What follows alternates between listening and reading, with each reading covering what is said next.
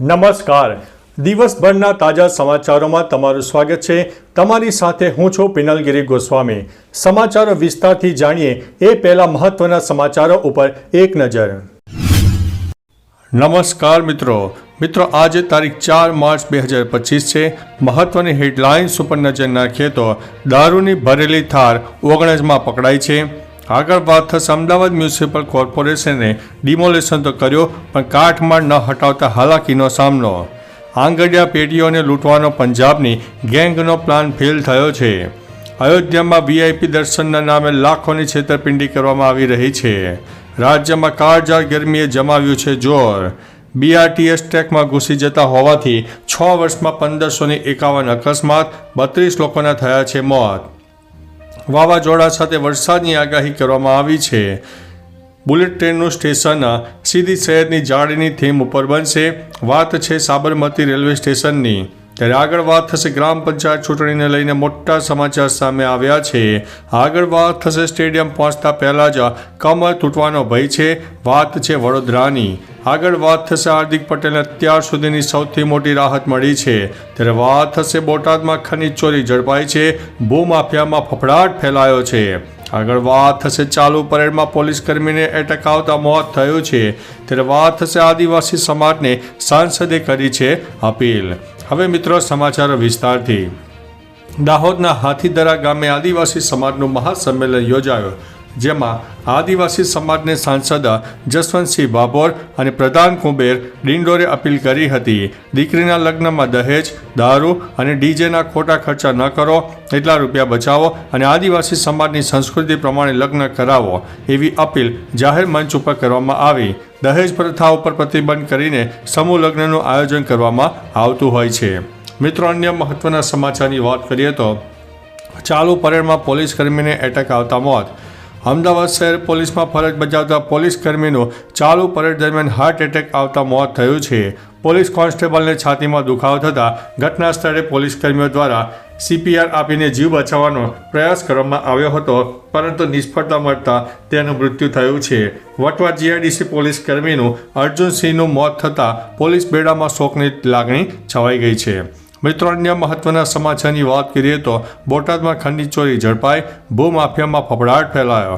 બોટાદ જિલ્લા magistrate doctor જીનસી Roy અને બોટાદ અધિક જિલ્લા મેજિસ્ટ્રેટ PL જણકાતના માર્ગદર્શન અન્વયે બોટાદ જિલ્લામાં ખનીજનું બિનઅધિકૃત વહન સદંતર બંધ રહે, ખનીજ ચોરી અટકે તે ઉદ્દેશથી સરપ્રાઇઝ ચેકિંગ કરાયું હતું. ગેરકાયદેસર ખનન અને ખનીજનું બિનઅધિકૃત વહનની પ્રવૃત્તિ મળી આવતા કાયદેસરની કાર્યવાહી કરવામાં આવી રહી છે. મિત્રો, અન્ય મહત્વના સમાચારની વાત કરીએ તો હાર્દિક પટેલને અત્યાર સુધીની સૌથી મોટી રાહત મળી છે. ભાજપના નેતા અને ધારાસભ્ય હાર્દિક પટેલને હવે દેશદ્રોહી ગણવામાં આવશે નહીં. સરકારના નિર્ણય બાદ અમદાવાદની સેશન કોર્ટે સરકારને કેસ પાછો ખેંચવાની મંજૂરી આપી છે.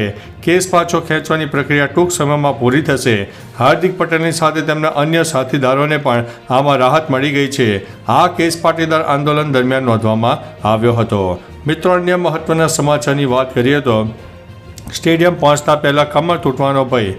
વડોદરા શહેરનું કૌટુંબી ઇન્ટરનેશનલ ક્રિકેટ સ્ટેડિયમ 230 કરોડ રૂપિયાના ખર્ચે તૈયાર કરવામાં આવ્યું હતું. મુખ્ય રોડથી સ્ટેડિયમ તરફ જતો રસ્તો હજી તૈયાર કરવામાં આવ્યો નથી, જેના કારણે મેચ જોવા માટે આવતા ક્રિકેટ રસિકોને હેરાન થવું પડી રહ્યું છે. આ રોડ પરથી પસાર થતા વાહનો સ્લીપ ખાઈ જાય છે. રસ્તો કાચો હોવાથી સચિન તેંડુલકર સહિતના ક્રિકેટરને સ્ટેડિયમ તરફ જવાના રસ્તાનો ઉપયોગ કરવો પડે છે. મિત્રો, અન્ય મહત્વના સમાચારની વાત કરીએ તો ગ્રામ પંચાયત ચૂંટણીને લઈને મોટા સમાચાર સામે આવ્યા છે. ગુજરાતમાં ગ્રામ પંચાયતની ચૂંટણીને લઈને મહત્વપૂર્ણ સમાચાર છે. મળતી માહિતી પ્રમાણે આ ચૂંટણી એપ્રિલ અથવા તો મે મહિનામાં યોજાઈ શકે છે, જેના માટે રાજ્ય ચૂંટણી આયોગે તૈયારીઓ શરૂ કરી દીધી છે અને જૂન 2025 સુધીમાં ગુજરાતની તમામ પંચાયતોની ચૂંટણી પૂર્ણ કરવાની યોજના બનાવાઈ છે. મિત્રો, અન્ય મહત્વના સમાચારની વાત કરીએ તો સાબરમતી રેલવે સ્ટેશન બુલેટ ટ્રેનના સ્ટેશનની કામગીરી પૂરપાટ ઝડપે ચાલી રહી છે. સ્ટેશન અને સીધી શહેરની જાળીની થીમ ઉપર બનાવાશે. એન્ટ્રન્સ કેનોપીને સીધી શહેરની જાળીનો લુક અપાશે. સ્ટેશન અને બુલેટ અને મેટ્રો સ્ટેશનની સાથે જોડાશે, જેથી પેસેન્જરોને સરળતાથી અવર જવર કરી શકાય. 2 પ્લેટફોર્મ, આરામ માટે વેઇટિંગ રૂમ, વેઇટિંગ હોલ, સાર્વત્રિક સુલભ શૌચાલય અને બિઝનેસ ક્લાસ લાઉન્જ પણ હોશે. મિત્રો અન્ય મહત્વના સમાચારની વાત કરીએ તો વાવાઝોડા સાથે વરસાદની આગાહી. હવામાન વિભાગ દ્વારા આગાહી કરવામાં આવી છે કે દેશભરના ઘણા રાજ્યોમાં વાતાવરણમાં પલટો આવી શકે છે. સમુદ્ર સપાટીથી 3.1 કિલોમીટર નીચલા ઉપલા ઉષ્ણકટિબંધીય સ્તરમાં એક વેસ્ટર્ન ડિસ્ટર્બન્સ સક્રિય છે, જેના કારણે ઉત્તર ભારતના પર્વતીય વિસ્તારોમાં હિમવર્ષા અને મેદાની વિસ્તારોમાં વરસાદ પડી શકે છે. હવામાન વિભાગે 5 માર્ચ સુધી જમ્મુ અને કાશ્મીર, લદ્દાખમાં વરસાદ અને હિમવર્ષા માટે ઓરેન્જ એલર્ટ પણ આપી દીધું છે. મિત્રો અન્ય મહત્વના સમાચારની વાત કરીએ તો BRTS ટ્રેકમાં ઘૂસી જતા હોવાથી 6 વર્ષમાં 1551ના મોત, ત્યારે 32ના મોત પણ થયા છે અને 1551ના અકસ્માત થયા છે. છેલ્લા 6 વર્ષમાં અમદાવાદના BRTS કોરિડોરમાં 1551 અકસ્માત સર્જાયા હતા. 32 લોકોના મોત થયા. જો કે કોરિડોરમાં અન્ય ખાનગી વાહનોને પ્રવેશ ન કરવા માટે સેન્સર ગેટ લગાવાયા છે. જો કે દાણીલીમડા, શાહ આલમ, અંજલી, ભૈરવનાથ, આસ્ટોડિયા સહિતના વિસ્તારમાં આ ગેટ બંધ હાલતમાં જોવા મળ્યો છે. મિત્રો અન્ય મહત્વના સમાચારની વાત કરીએ તો રાજ્યમાં કાળઝાળ ગરમીએ જમાવ્યું છે જોર. રાજ્યમાં ઉનાળાની શરૂઆત થઈ ગઈ છે અને ઉનાળાની શરૂઆત સાથે કાળઝાળ ગરમીનો અહેસાસ શહેરીજનોને થઈ રહ્યો છે. ત્યારે 2 દિવસ બાદ રાજ્યમાં મહત્તમ તાપમાન 2 થી 3 ડિગ્રી ઘટતા ગરમી વધશે. સાથે સાથે રાજ્યમાં મોટાભાગના વિસ્તારમાં ગરમી વધશે તેવું પૂર્વાનુમાન હવામાન વિભાગ લગાવી રહ્યું છે. અમદાવાદમાં 34.6 ડિગ્રી, ગાંધીનગરમાં 35.5 ડિગ્રી, ડીસામાં 35.1 ડિગ્રી, રાજકોટમાં 35.1 ડિગ્રી તાપમાન નોંધાયું છે. મિત્રો અન્ય મહત્વના સમાચારની વાત કરીએ તો અયોધ્યામાં VIP દર્શનના નામે લાખોની છેતરપિંડી. અયોધ્યામાં રામ મંદિરના VIP દર્શનના નામે છેતરપિંડીના મામલે 3 લોકોની ધરપકડ કરવામાં આવી છે. આરોપીઓ ભક્તોનો સંપર્ક કરીને તેમને ખાતરી આપતા કે તેઓ VIP પાસ દ્વારા સરળ દર્શન કરાવી દેશે અને લાઇનમાં ઊભા રહેવાની જરૂર નહીં પડે.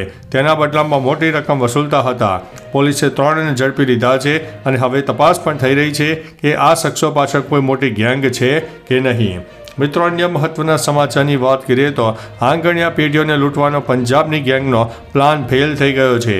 અમદાવાદમાં આંગણિયા પેઢી સહિતની જગ્યાઓ પર લૂંટ કરવા આવેલી પંજાબ ગેંગના 4 આરોપીઓની ક્રાઇમ બ્રાન્ચે ધરપકડ કરી છે.